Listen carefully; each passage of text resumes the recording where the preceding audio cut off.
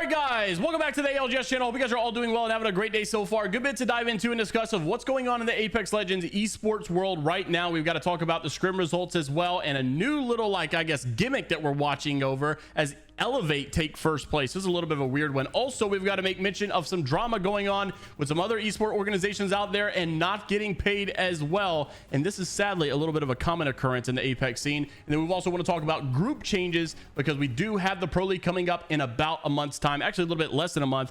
So finally, as we get home from Christmas, we should be getting ready to gear up for the Pro League pretty soon. And all these roster announcements should be final. Thank God we can finally get into some actual content as well. And I've also thought about maybe watch partying some of these things. So if you guys are interested in maybe doing that, then let me know down below if you'd actually watch, because I know a lot of people watch Wig, a lot of people watch some other creators as well. So I don't really know how it actually fare out, but interested in the concept as well. So want to make mention, this will be my last video for the next couple of days for Christmas. You know, obviously I'm not going to be home like the next 2 or 3 days or whatever, or I'll be home, but I'll be in and out because of events. So just stay tuned. We'll resume content pretty shortly as well. And scrims, by the way, are not resuming until the 27th also. So it's a pretty good time to take a break and enjoy some time with your family. Merry Christmas, everybody. And without further ado, let's go ahead and dive into what's going on in the Apex world right now. So first off, wanted to mention the scrim results. Elevate, obviously, first place last night. Now, even though you got to give them props, you know, despite the scrim quality conversation, you know, E8 getting first place is still not super heard of in the Pro League results. And so this is a good step up for them. Sadly, though, it did not include Zach Mazer, their IGL, their MNK player. It actually included,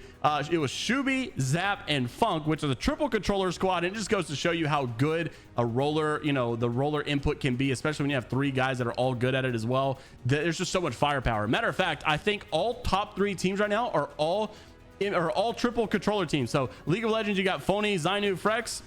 And then this is the old LG squad. You've got Jaguarez, Yanya, and Nizel. And then E8, you had Shuby, Zap, and Funk. Literally all of the top 3 teams had 9 controller players on it, not a single MNK player on it at all. Then Oxygen, finally you get the MNK there from Vayne. But just goes to show you, man, you know, the controller in the right hands can really be detrimental, especially for some of these squads that have good in-game sense as well. Also wanted to mention, though, these are the official groups, kinda ish. You know, this is a little bit of an update for North America. Minus Tempo put this out, and he did not delete this tweet. I think he deleted the other tweet because basically he said, turns out that the groups that we thought were going to be going in are wrong. There's been some changes, and even since he made this tweet, there's also some more changes that I got to make mention of as well. And I may have some of these messed up, or I may have missed one or so, but note that Furia, Stallions, SF, Flat, Native, and Ape Gang have been changed according from his last tweet.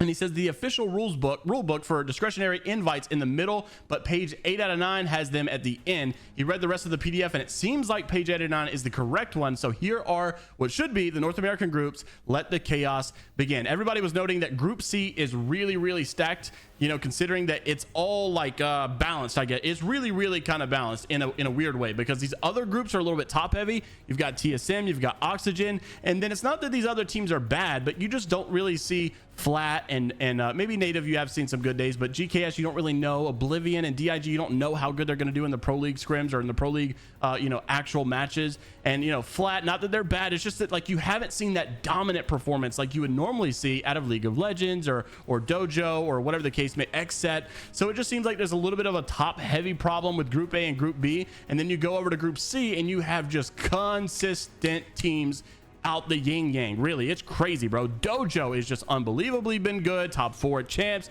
really good in scrims. They haven't really played a lot of scrims though. Then you've got Yanya's team, obviously the former LG squad. Those guys are always good. Sentinels have been pretty consistent in scrims. Xset is possibly one of the better teams right now in scrims.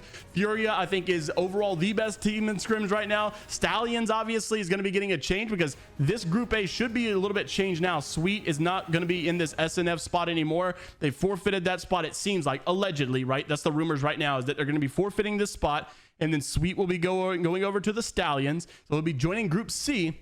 And then that would be Moist Esports to follow, another really good squad. Meat Lovers as well has been improving lately. 9 Lives and Evolution as well. We'll have to see how those guys do. This probably would be like the bottom side of it, but I think overall these first 8 teams are really balanced, and it's going to be an absolute crap show with Group C. I feel like those guys are really going to be battling it out pretty pretty hard. Also wanted to mention though some other groups as well. This one was a little bit different. This is coming from the EMEA scene. This was sent to me by Tyler FPS, a pro player in that region. Of course, you guys probably know as well. So shout out to Tyler for doing so. And we got to talk about their official first tournament that they had yesterday. And it was a 70-point match. The format was just amazing. I've heard nothing but good things about it, and a lot of good results coming out of there as well. So first off, Group A is going to be E6. These are like really, as it goes from the top down, you start to have more of the heavy set teams, the teams that everybody knows that are looking for to have a good season. So you've got E6, and we've talked about the roster change at the beginning of this offseason as well. 2R1C as well. Also,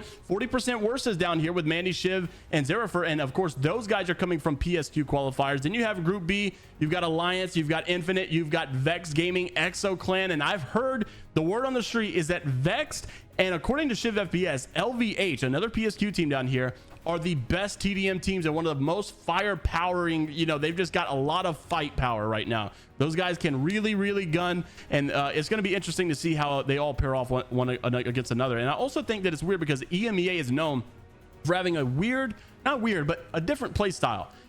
North America is a little bit more controller heavy. There are a lot of edge, hard ape, go crazy, and the EMEA scene is a little bit different. In my opinion, I think the EMEA, Pro League actually plays the way that Apex should be healthily played a little bit more, in my opinion. Could be wrong, but I feel like NA is a little bit like brain dead, and like we kind of really lose sight of the way that the Battle Royale should be played.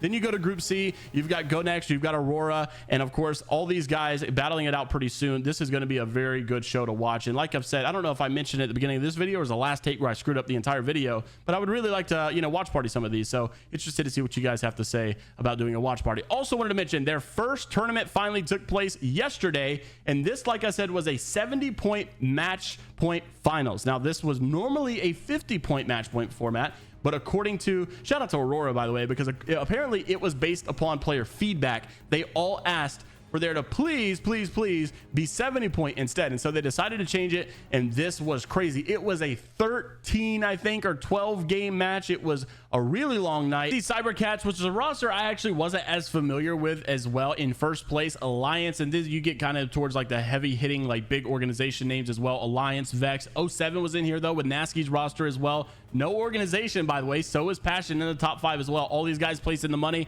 Then you've got your E6, your LVH, and overall though, I just heard really good things about the tournament itself. Sadly, Aurora apparently got last in their own tournament. Unfortunate, man. They actually did 40 points. That's actually tough. I just realized that.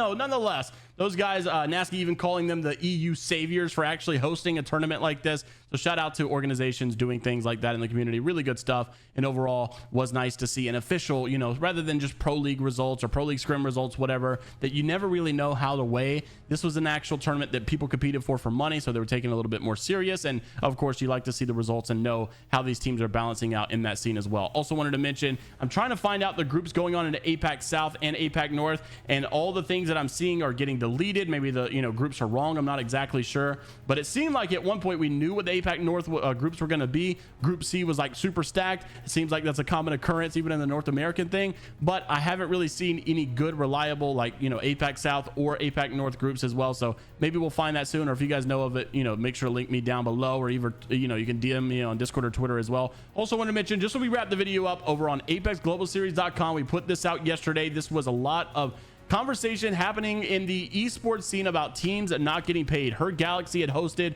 a massive tournament as well, and recently one of the players, it's for the women's division by the way, Ducks had actually posted that today is December the 22nd, which marks 180 days, 6 months since they played in the Her Galaxy 100K women's Apex finals. They went through 3 months of qualifiers through all of this, tournaments and saving days and taking off work, I guess, or whatever, to actually play in these events. And sadly, they are still not getting any information about actually getting paid. They even went on to they moved out of the esports scene indefinitely. Apparently their staff wasn't getting paid, and so everybody was like, oh, who knows if we're actually going to get paid. And they still have not received any information about actually getting paid. And then you could also see that according to this, the second part of this little rule says if a participant fails to provide accurate information or payment information and an invoice and other required documentation, the prize money will not be paid out until a reasonable time after this has been rectified. So seems like they're either trying to buy more time with this, or say like, oh, the participants didn't give us a payout information, and we didn't get their info in time or whatever, and maybe use that as a loophole to buy time or either not pay at all. I'm not exactly sure, but unfortunate stuff. They've not been paid in the time that they were promised, and it seems like this is a common occurrence. Even last year, I want to say we saw that maybe even ALGS, I think, had actually delayed payments for a while, and it took months and months and months, maybe even almost a year before they actually got paid for the previous year's champs as well. So interesting stuff, to say the least. Interested to see what you guys have to say about all the topics down in the comment section below, and who is your favorite for each region to win in their pro league. If I had to give a guess right now, I'm gonna say that XSET looks the best right now in a North American pro league. I'm gonna go XSET, and then for the EMEA scene, I'm gonna go with Alliance, and then for APAC North, I'm gonna go for the Riddle Esports, and then for APAC South, I'm gonna go with the former Black Hand roster. Those are my predictions right now. Interested to see what you guys have to say down in the comments below. Like the video. Merry Christmas, everybody. Happy holidays. Stay safe over the weekend. If you're traveling and all that stuff, get back to being able to play Apex safe after the holidays, and don't be stupid. We'll see you all in the next one. Take care of yourselves. Later, Gators.